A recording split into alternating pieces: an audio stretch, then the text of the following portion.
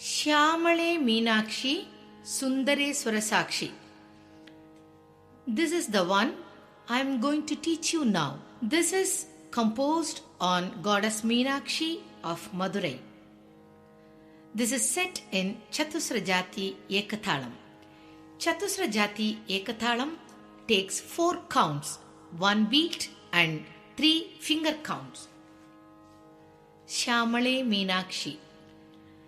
Shyamale Meenakshi, Shyamale Meenakshi, Sundareswara Sakshi, Sundareswara Sakshi, Shankari Guru Guha, Shankari Guru Guha, Samudbhave Shiveva, Samudbhave Shiveva, Shyamale Meenakshi, Sundareswara Sakshi, Shyamale Meenakshi, Sundareswara Sakshi, Shankari Guru Guha, Samudbhave Shiveva,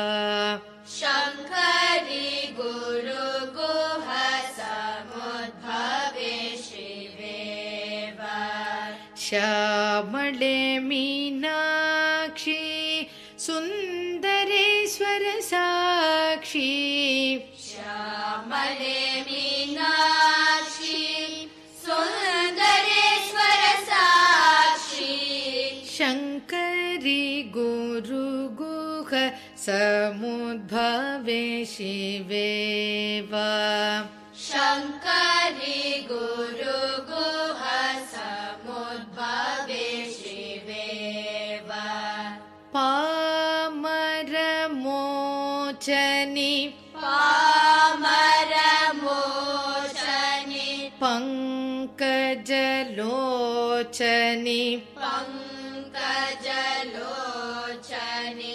Pamaramochani, Pankajalochani, Pamaramochani, Pankajalochani, Padmasanavani, Padmasanavani, Harilakshmi Vinute Shambhavi, Harilakshmi Vinute Shambhavi, Padmasanavani, Harilakshmi Vinute Shambhavi,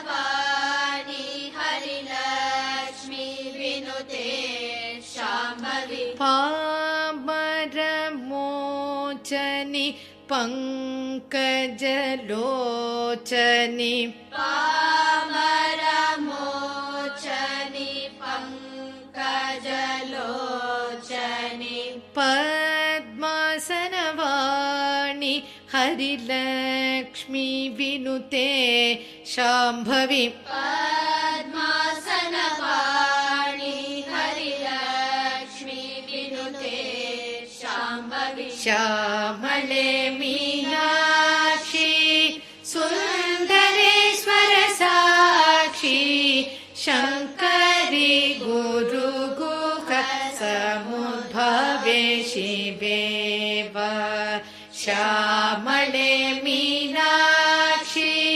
Sundareswara Sakshi, Shankari Guru Guha, Samudbhave Shiveva, Pamaramochani, Pankajalochani, Padmasanavani, Harilakshmi Vinute Shambhavi, Pamaramochani, Pankajalochani, Padmasanavani, Harilakshmi Vinute Shambhavi, Shyamale Meenakshi, Sundare शङ्करि Guruguha समुद्भवे शिवे वा।